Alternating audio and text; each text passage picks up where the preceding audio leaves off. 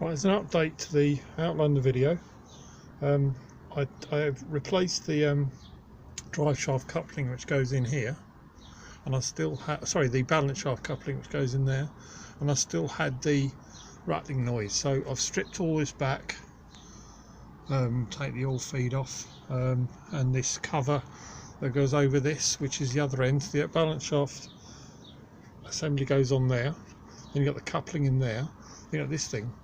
And I thought I'd take it out and have a look, and it's on a gear, I believe they said it's on the oil pump.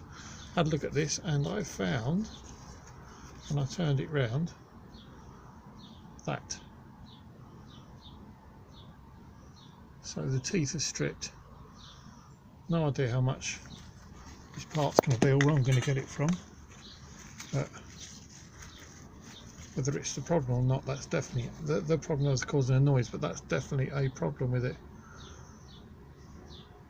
So I'm not saying that's what your rattle is, but if it's not the drive shaft coupling, check that.